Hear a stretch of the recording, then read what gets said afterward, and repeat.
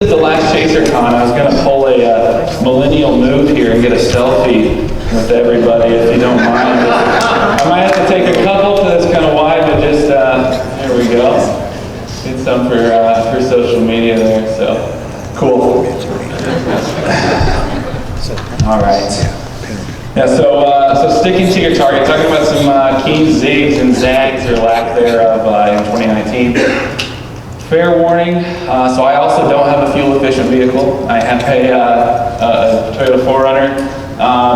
So this is my second one that I've had, and I just got it at the start of this 2019 chase season, so I was pretty infatuated with taking pictures of it inside of like every storm structure shot. So you'll probably see a lot of it during the presentation. So just a quick note about me. So I am a meteorologist. Got my degree from the University of Oklahoma. I graduated in 2014. Been chasing since 07, maybe a little bit before that, but 07, 08 was the years I finally got going and came out to Kansas. And at that time, I was just chasing like the Cape bubble and like driving in the middle of 5,000 Cape and the SPC outlooks, but I've came a long way since then. I did start a company in college. A lot of you probably knew it for the weather graphics. We were making some really cool weather graphics on Google Maps, and then we had some business, risk protection stuff on the side of that. I sold that to AccuWeather, worked there a few years, and now I also work at IBM. I live in Austin. I'm pretty new at IBM, so I'm only on the 3-week vacation plan, not the 4. But they've been real flexible, so yeah, I work at IBM and do some AI-powered video solutions. So. Now first, I want to make a note that I said stick to your target, not get stuck in your target. So, I like to think my vehicle's really cool. It's lifted and I got these big tires on there, but let me tell you, that just makes you get stuck even worse because I just buried myself on this chase day. So I was just going to have a little funny moment here. So this guy came out here, so AAA wanted nothing to do with us. It had been raining already. This is down in the Panhandle. It had been raining. We were on some early storms. Kind of got one tire off, and like I said, we just dug a big hole. So we're calling around the tow companies, and this guy came out here in this big old dually diesel, and he was having a good time slinging mud around. But he charged us $200, and I'm like, whatever. I don't even care what it costs. I want to get out of here. But we had to winch him back out because he got stuck after he pulled us out. And he still charged me $200. But I guess it was my fault he was out there. So whatever. But we still made it happen. We were forced to stick to our target by getting stuck in our target. And we got this tornado that literally, like a ghost, came out of the rain. It was occluded, came out of the rain, and we ended up getting a tornado. So. Really good year for me. Then we spent 2 hours in Plainview, Texas at a car wash. Anyone who knows me, I am super OCD about keeping my car clean, which does not fit well with chasing at all. I like to go to a car wash after a chase and hand wash it. So this was a tough day for me. But we got it cleaned up and got out of there. So. When Roger asked me to come out here and talk, the first thing I kind of thought about was, what events do I want to talk about? Usually I'll highlight a couple events, get deep into them meteorologically, and I've done the forecasting class, and I've talked about numerical modeling. But there was really a theme that, that hit me this year, and that was, kind of to what Dr. Persoff talked about yesterday. I wanted to get out of that analysis paralysis, and I wanted to, my life is at a point where, I have a wife, I have a really good job, and I can chase, and I wanted to start enjoying it kind of again. I've fallen into that trap. Some of those questions that you had on that survey, I'm changing my social plans, I'm canceling events with friends and family. I wanted to just relax and have a much simpler chase season. So I really went back to that. I'm going to pick a target. I'm not going to frantically drive, 100 mile an hour to get to some different target. I'm just going to pick a place, I'm going to stick to it, I'm going to have fun. So there was a whole bunch of events that applied to this year for me, but there was 2 really notable ones that I wanted to pick out and talk about. for today, and that's the May 17th Southwest Kansas tornadoes. A lot of people, were on the Imperial tornado in Nebraska, beautiful tornado. We held south, and then the May 23rd Canadian-Texas wedge, which was really a needle in the haystack. So we'll talk about those. So, again, another picture of my car. This really cool cafe. We stayed here for 3 or 4 hours in northwest Oklahoma on the May 17th day. The little town of Forgan, Oklahoma. They offered us their shelter if we needed it. Of course, we weren't going to be there, but cool little cafe. So pre-event, now there'll be times when I dive into some actual maps and some meteorology, but I'm trying to be a little bit more high level on some of this and not get too in the weeds. But pre-event, and I think we saw this in Dave Lewison's last chat, the upper air pattern is very supportive of significant severe weather for this day, including big dryline events. The models have been really insistent that there would be some kind of significant severe weather along the triple point in Nebraska, but just as consistent as they've been with that, they've been equally as consistent that there'd be hardly any convection further south along the dry line. Wind and thermal profiles along the dry line support significant tornadoes, but it's a little bit boom or bust. And there's some soundings that we'll look at here in a bit, and we can see that. So it's 36 hours out, so we've had some, like the NAM 3 and some of the other worse, and they've been pretty dry, no real storms. So everybody's waiting for 36 hours so they can look at that HRRR and see if it has any storms. And of course, we get 36 hours out, the 12Z HRRR comes out and says, nope, nothing down the dry line. But hey, look, really nice looking supercells up along the Warren front. Oh, there we go. So along the Warren front, the triple point's kind of hanging back here. So, of course, I'm down in Austin, so I make the drive up to Norman. I used to live in Norman, have a lot of friends there, so I kind of like to base myself there. So I made my way up to Norman, and I said, hey, maybe we'll go there, but I still really like this panhandle target. So jumping 24 hours ahead now we're looking at the NAM 3. Again, signs of a decent supercell or two, kind of up along the low, the triple point. The NAM kind of hints at some convection down here, but it really fails to get going. And we see that a lot in these cat bust situations. I'm sure many of us have been on a storm or been on like a high parameter day, and we get a storm that forms 6, 7 p.m. and it kind of goes up and maybe has some lightning and it's all spinning, but it kind of just turkey necks and eventually dies. So to me, when I'm looking at a model and I know the background environment, that's kind of what that might suggest the NAM 3 is trying to say will happen. Looking at a little broader picture, this is the NAM model, 24-hour forecast. I mean, that is just a beautiful north-south dry line, just a classic. But again, the NAM, hardly any signs of precip down here. Everything is up along this triple point in southwest Nebraska.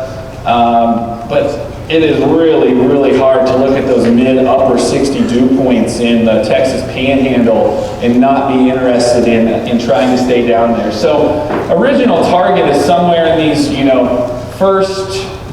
far eastern tier counties and the northern counties here in the Panhandle. Ultimately, what we decided to do was stay the night in Woodward, Oklahoma. So we left Norman. We were going to commit 100% to the dry line, but said, no, let's get to Woodward in case we want to wake up in the morning and jet north. So this is another ensemble here. This is available on the SPC website, and it has some links at the end. But this is basically showing forecasted updraft helicity from a variety of high-resolution models. And we can see, so each different color is a different model's interpretation of what the updraft rotation, where that will be present. And you can see there's, a blue, a green, something down here, but there's really hardly, very few models have any storms going down here. But, we got the whole rainbow up here, where the model expects significant rotating thunderstorms. And if we look at that probabilistically, hardly any sign of rotating storms down along the dry line, but up in Nebraska, again, it looks like the spot to be. So I'm going to try and jump back and forth between screens here. So this is a sounding for the northern target, and we can see this is uncapped. Great veering wind profile. Obviously, the sounding says, hazard type tornado. Great SRH. So again, there's really no question to me that there would be a significant, supercell up along the triple point. I think that was pretty much a given. I did have some storm mode concerns, with that warm front kind of draped northeast and the flow being pretty southwest. I thought maybe it could get a little bit messy. But again, this supports significant severe weather. Looking here at this sounding, this is down along the dry line target in southwest Kansas or the northeast panhandle somewhere. And you can see this little bit of a cap that is present. Now, it's not very much. You look at these SYNH values and minus 12, it would not take very much convergence along the dry line to get a storm to go in this environment. Now this sounding says PDS Tor. This is actually a little bit interesting. If you look back and forth pretty quick, the SRH is actually lower in the panhandle sounding down here, but it's PDS Tor. And I did reach out to Rich Thompson to ask him about that, since he's the one that codes that up. And it has to do with the LCL being just a little bit lower in the Texas panhandle. That's why it's a PDS Tor, even with a little bit lower shear. But obviously, a really great veering wind profile, no question. If we get a storm in this environment, we will likely have significant severe weather. So some additional background information. Now, obviously during this chase, I didn't know that I would be coming to Chasercon to talk, so the way I went and gathered all my images for this talk is just through my Facebook chats, and I sent a lot of messages, so I had to dig through quite a while, but I didn't pull images of everything that I would like to talk about. But so for some background, there was a really deep, well-defined dry line circulation forecast. And you can look at that by, everybody looks at a sounding in front of the dry line, but if you want to know how deep the circulation is, pull up an HRR sounding behind the dry line, and you'll see one of these big inverted V's. It'll be really dry, but the top of that inverted V shape, that's how deep your dry line circulation is. And that's really important, because if we go back to these soundings, we need our dry line circulation to at least get a parcel up to this level of free convection. If we can lift a parcel up there, there's going to be a storm. So that's one thing we need. Now the flow is also generally southwesterly. It really doesn't veer too quick off to the west, and that's also really important. So on these days when you need all the help you can get, you have a dry line that's north-south, and as a parcel is going up along that dry line, if the winds veer too quickly to the west, parcel's going to go up and get blown way out here, way out east of the circulation.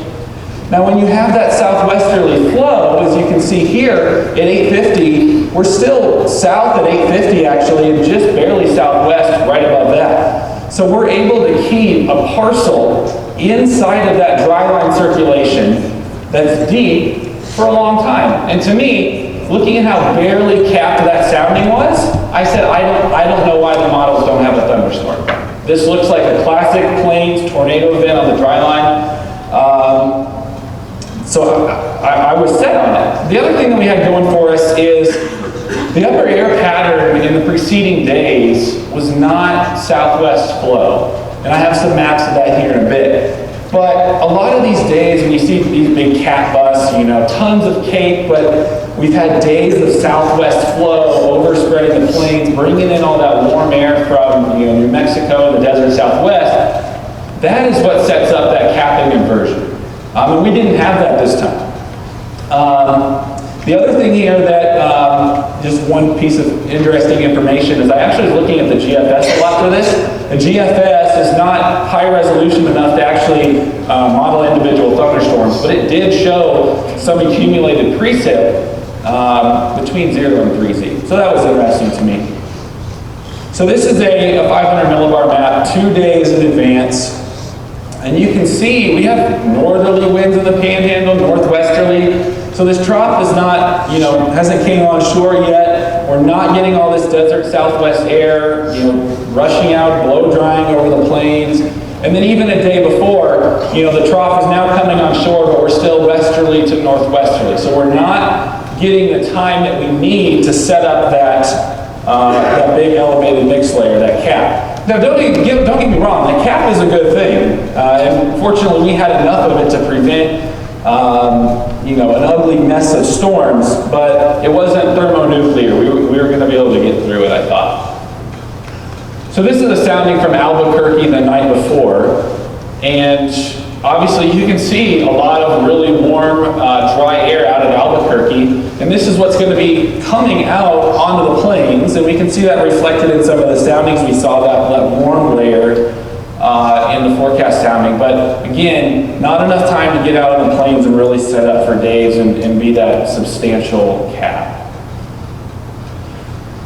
So the night before, the HRRR had one little run where it had a little storm down here, and you can see this tiny little updraft helicity track. It said, hey, maybe you get a supercell that goes up briefly, or rotates briefly, but then it kind of gets choked off. But up here, some substantial supercells going on in central Nebraska. So that was weighing on me the whole time. And one thing I noticed through this whole chase season was the HRR seemed to be really good with convection, especially the intensity of the rotation. So if the HR had really short, abrupt rotation tracks, the storms, might not stay very long-lived, and that seemed to do pretty good. But in this case, again, given all the background information, I really thought we were going to have a thunderstorm.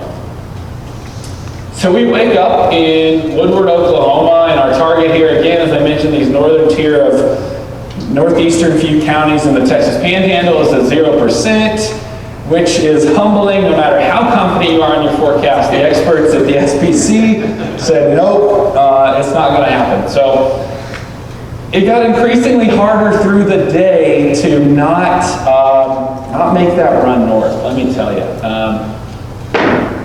So this is 18Z now. We're looking 4 hours out into the future. We're sitting down here just off the map down in Woodward, and the HR just has this super gorgeous supercell going up about 5 o'clock and just doing some great things in northwest Kansas into southwest Nebraska.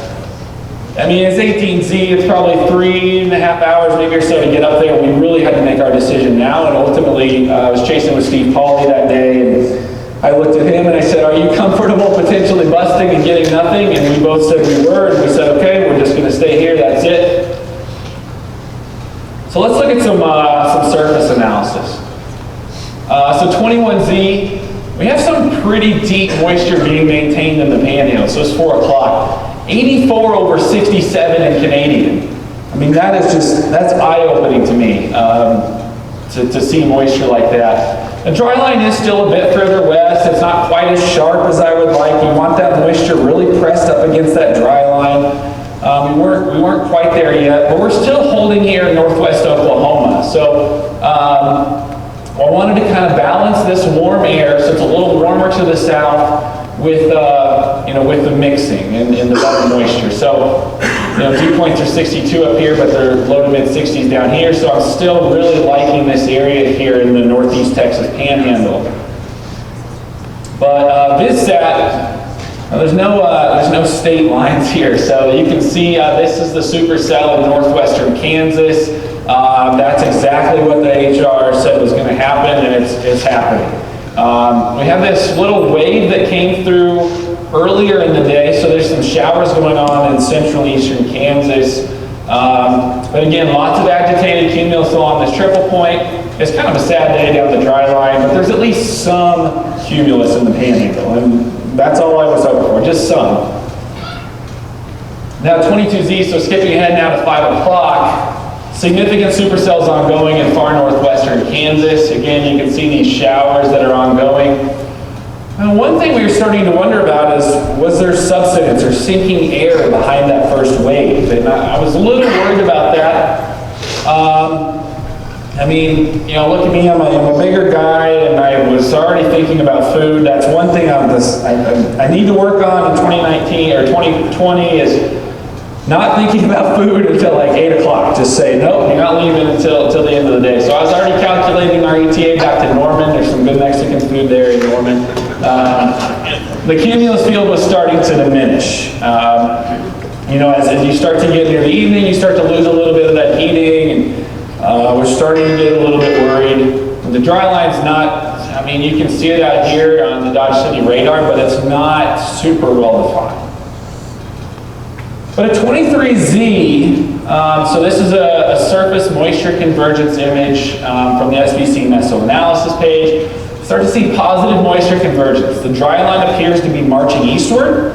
Moisture convergence increasing. Now the Oklahoma mesonet only covered about one county here, but you can see the moisture convergence calculated on the mesonet was really good. So I am, you know, getting some renewed hope here. Now we look at VisSat. Cumulus is now once again bubbling on the dry line. We are watching tornado videos stream in from Imperial, beautiful tornado up there. So we're watching that go on, wondering if we're going to be heroes or zeros. And definitely discouragement and anxiety is real, and it goes back to Dr. Persov's talk yesterday. You know, you're seeing it on social media, and you're already feeling like you lost the battle. But hey, the cumulus field is reappearing now. It's 6:30, good congested cumulus now. Dry line is appearing on radar. We start to see some echo tops. This is a really active skyline. There's a whole bunch of different updrafts in here. And you really want that. You know, you don't want just this one tower going up. You want multiple updrafts going up. So eventually one of them will be sheltered enough to sustain and grow. But we got a couple updrafts competing, and again, the skyline is getting very active. So again, 2330, which is what we just looked at visually. Now looking on VisSat, we have really good cumulus now. So it was time to decide, do we want to stick to our south area, or do we want to jump a bit north? So there's kind of two areas that we are seeing here.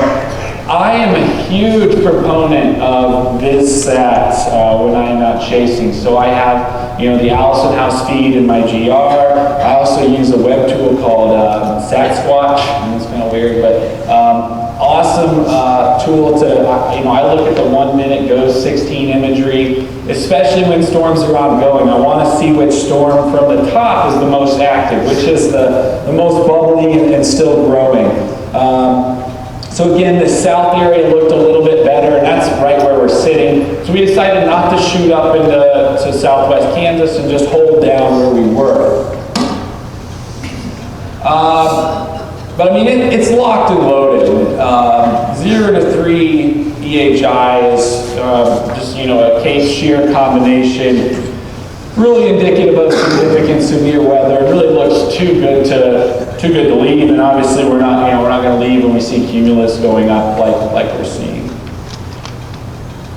So now, dry line has become really, really well defined on radar, and again, that's a result of that you know, circulation continuing to increase, all the moisture being shown up along the dry line. You know, you have some cumulus in there, there's some bugs caught up in there, whatever that might be, and now it's showing up really nice. And this was definitely a good sign for us. So we're sitting here in Beaver County, in that town of Forgan. Like I said, we sat there about 6 hours after we left that cafe. And so these are the two areas of convection that we just saw. In southwest Kansas, just west of Dodge City, and then further south down in Beaver County.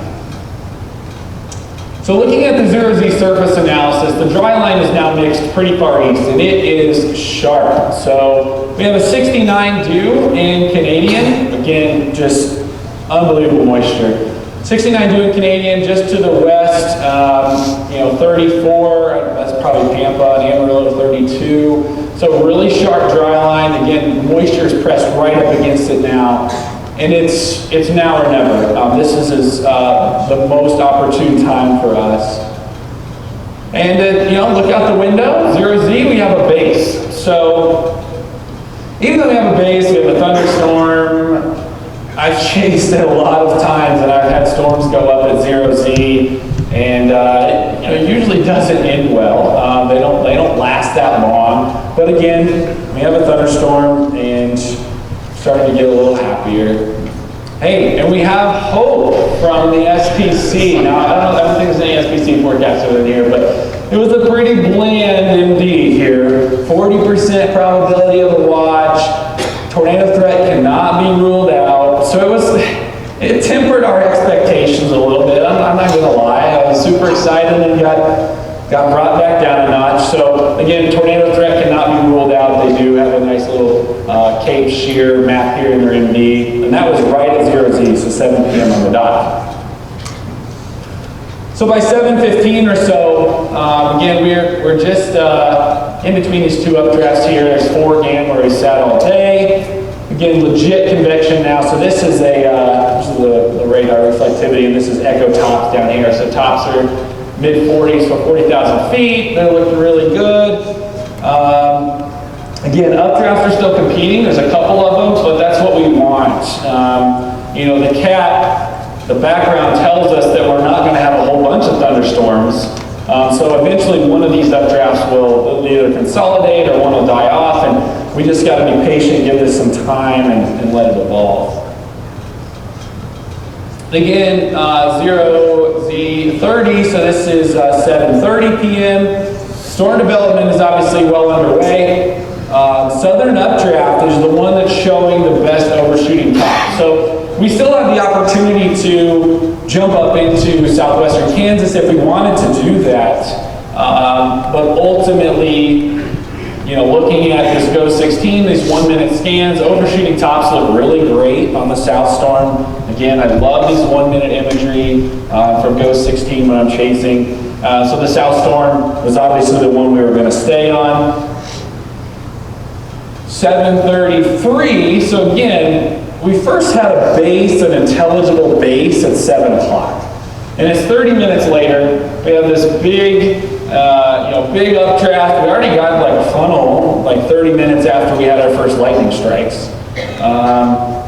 And to me, I'm feeling like we're over that hump. So, a lot of times, again, you get a storm that forms after this peak heating, right around 0Z. It might have a cool updraft, it might barber pole, it might have some lightning, but you'll notice it kind of looks laminar and all smooth, and it never really gets into that surface environment that's unstable. It's just slightly elevated. But in this case, we're getting funnels. Clearly, the storm is interacting with the low-level environment, the available instability and the available shear. And I really feel like we're over that hump, and this is going to be a big-time supercell. And sure enough, about 5 minutes later, filming a just unbelievably beautiful tornado out in the open fields, and I think this is just into southwest Kansas now. But hey, another pick of my ride there. But just a beautiful tornado with this storm. And I got to tell you, like, this was, top 5 chase for me. Not because of the tornado. I've seen, great tornado days. The Benningtons, the Dodge Cities, Shawnee, like, awesome tornadoes. But just because of sticking to that target, using some, I don't want to call it common sense, but just using some meteorology, using, some of what I learned in school and things I've picked up from really smart people. I mentioned Rich Thompson earlier. I've learned a lot from him, and just decided to stick with it. So it made it extremely rewarding. Now this tornado went into the night. That's a cool shot, I guess, of me reflecting in the mirror and shooting this tornado. This went on into the night, was a significant tornado. It was at least a 3. And again, the long track supercell. There was some like land spouts in there. It was awesome. And this was a radar grab later that night, right about the time I filmed that. I took that last screen grab. We were actually just probably out here on the southwest side of it, but there really wasn't a lot of, it wasn't HP, there wasn't a lot of precip, so we were actually able to see it kind of right here from the back side. It was real nice. So here's the ultimate SPC outlook and forecast and verification. Now, hey, look, this, when it started, it was in that 0%. So we were able to get SPC on a 0% day, but ultimately the bulk of the tornadoes did sneak just into their 2%, that slight risk. And obviously they did well handling the other areas too. There were some tornadoes way down south in South Texas, and then obviously the Imperial storm that everybody knows. But I mean, again, we woke up with a 0%. We didn't overreact. We didn't drive into the 10% area, and you know, we kind of stuck to our target, and that's what really made this day special. So this is the 0Z sounding from Dodge City, and again, that storm was just 20 miles east of Dodge City. Now, we do see there is a tiny bit of inhibition here, but again, SYNH -10. Very small numbers. Any storm that is already ongoing, any sustained supercell in this environment is going to have no problem, continuing into the evening in this environment. Great wind profile, 300 plus SRH, 50 knots a shear. I mean, there's not much more you can say. This was, a great sounding right behind a significant supercell. And again, any storm in this environment wouldn't have a problem with that little bit of inhibition there. So that's exactly what happened.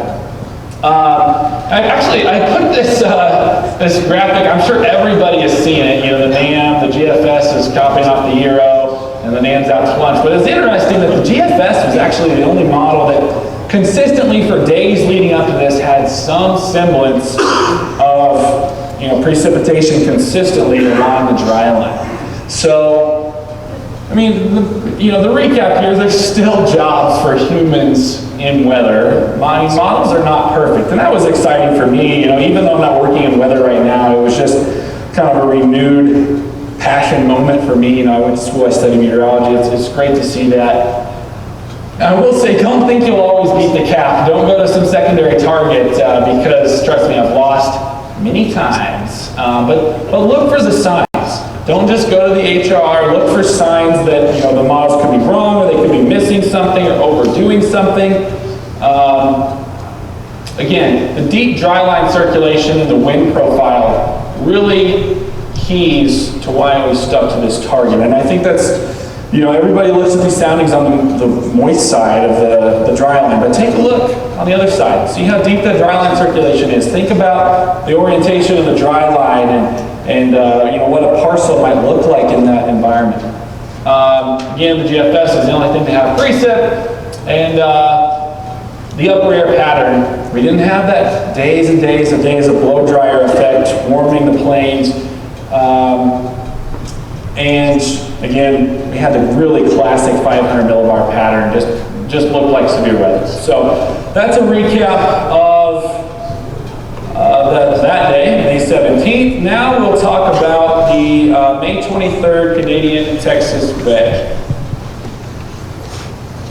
So this one, I'm not as deep into the meteorology.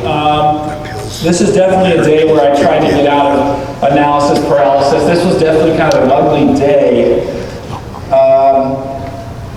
So let's look through here.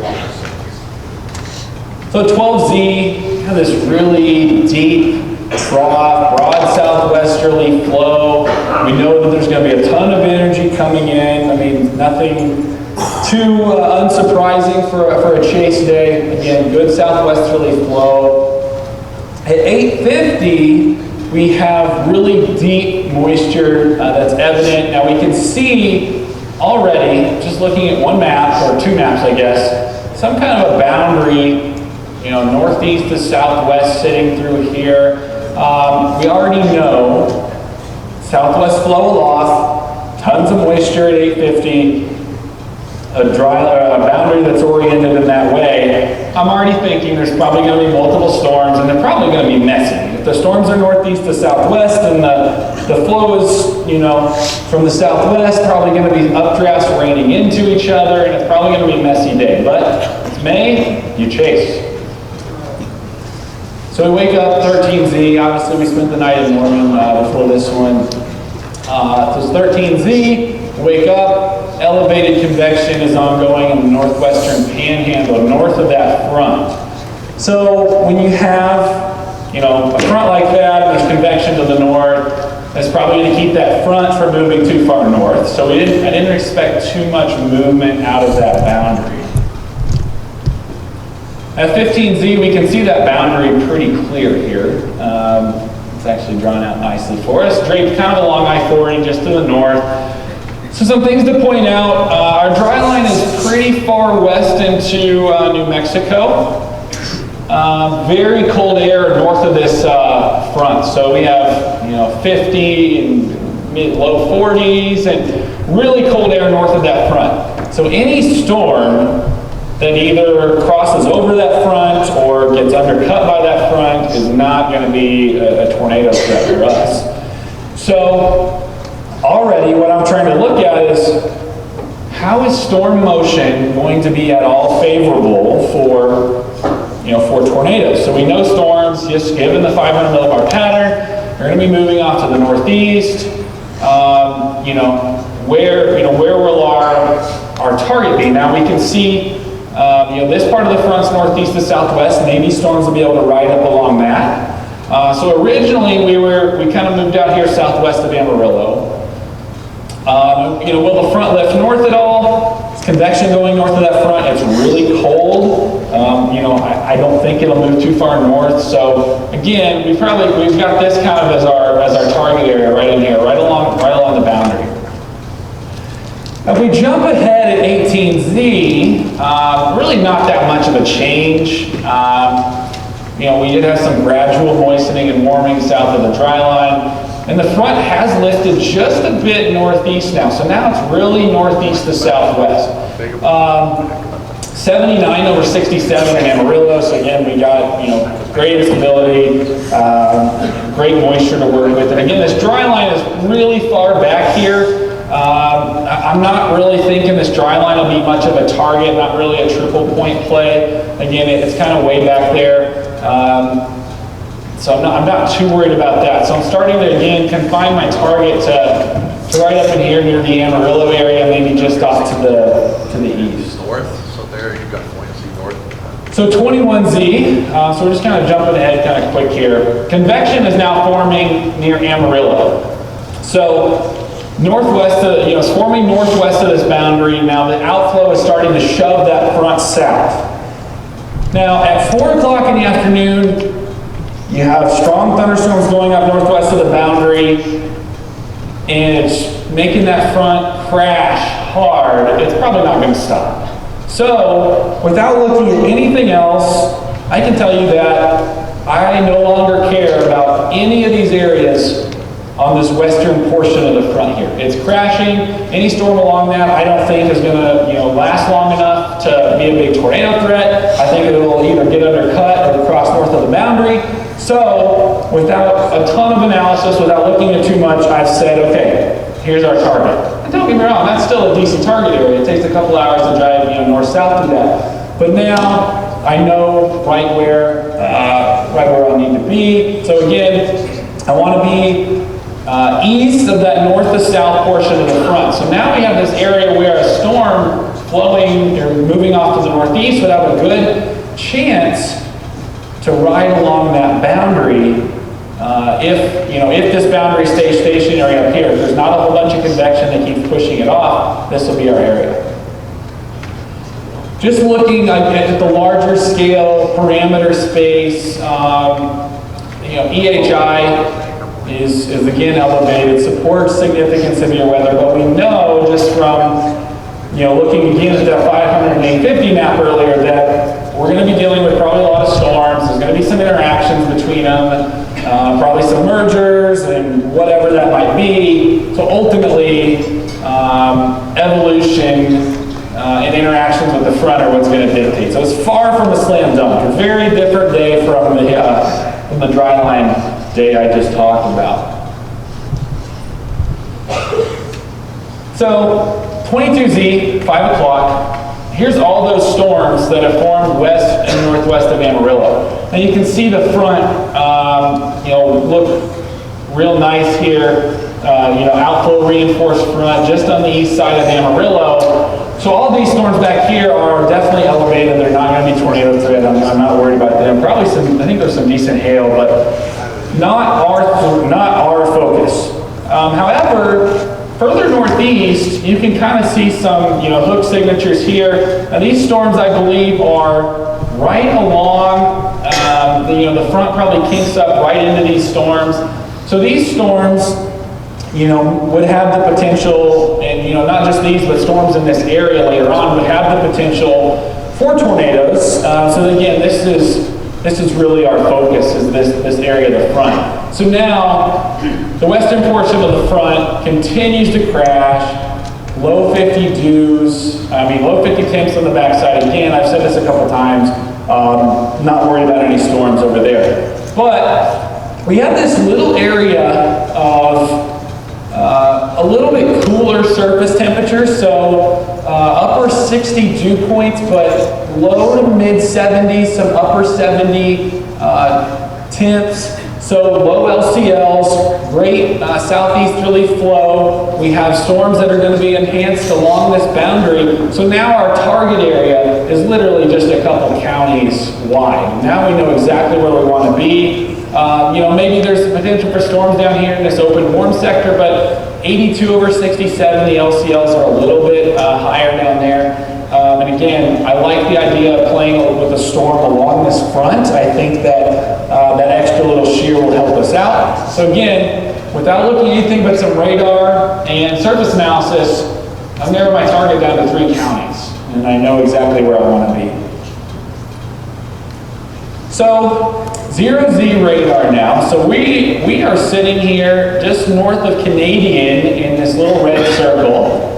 Now these storms that are out ahead of the front are, they're supercellular. I mean, this is just reflectivity, but there's rotation in all of these.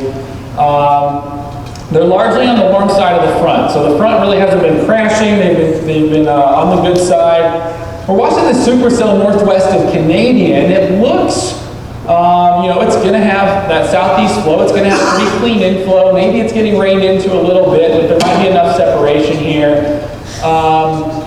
But sadly, I was already thinking about food, despite being like 10 or 5 miles from the updraft of this supercell. But again, Rich Thompson is chasing with me this day. He's on the phone with his wife in the back seat, and I think we're all just like, why did we come out here? But we stuck with it, stuck to our target. Now, one thing we had a challenge with this day, and I haven't had to deal with this before, is all this smoke from some fires down in Mexico that was just getting sucked up into the area. Now, you go back here and look where we are. We're, like I said, 5 miles. I can't see the storm. It's just a gray sky. I can't see the updraft. I can't see a wall cloud. I can't see the handle. I can't see anything. So that's part of why I was like, I mean, any other time I'd see a supercell like this, I'm sure I would see structure and I'd be flying up the road to it. But it took some hearing of spotter network reports and saying, hey, this is getting going. And I said, well, hey, that's 5 miles up the road. Let's go check it out. And it was a good thing we did. So interesting note here. I was sitting down here, just like I said, just off this image. I was sitting in a field, and Roger's there with the tour group right in the field, and I said, hey, Roger, there's getting reports of a tornado ongoing just up the road. He looks over it, and this kind of really ties into some of what John Davies talked about yesterday. So, Roger's down here, and we have this, rear flank gust front coming through. I was able to just jet right up the road and, get out ahead of this, get into this notch here. You can see it, a little bit. I had to get right up in here to kind of, that and it's kind of got a little bit of that S shape that we saw John Davies talk about yesterday. But I was able to go right up the road. Now, Roger, with the tour guests, had to load everybody up, and he would not have been able to safely, come up this road without driving through this RFD. So in a few minutes, I had to text Roger and say, I am really sorry at what you're missing right now. So I was able to drive up the road, and we got extremely fortunate to get out ahead of this. This is not the best image here, just a screenshot off my laptop, but we came up this road. We're able to come west on this road, watch this significant circulation right here, and then we were able to jet back east, go up on another paved road, and watch this circulation here. So I have a little video, and I don't know if I can play it from this thing. I might have to click it on there. So I will just say that in this video, this is from my dash cam it's always running, always recording. You're gonna see the tornado almost instantly, and that's because just the way the camera works, the contrast seems to be better in a camera than it is with the human eye. I don't know. When I watch this video, I feel like an idiot because there's a giant wedge and I don't even know about it. You'll hear us, we're not even talking about it. But it's because of that smoke and the environment that we were dealing with that day that we drive up to this significant wedge. I'm gonna hit play, and I don't know what'll happen, but I might have to get on the computer manually. That'll work. Here, I'll just get on here.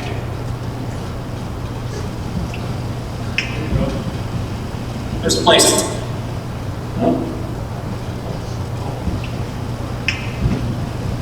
All right, There's so a place to turn. Okay. like I said, It's here. It's now. you can see it. Whoa. Just keep going. So I thought I saw something right then when I said whoa, but I didn't want to be the one that called a rain shaft a wedge. So I didn't say tornado just yet. You get the wipers going a little bit. So that must be the high edge of whatever it is. Yeah, Rich Thompson in the back. Let's go. Yeah, that's this guy. Pull up behind these semis. Pull off in here. No, right here.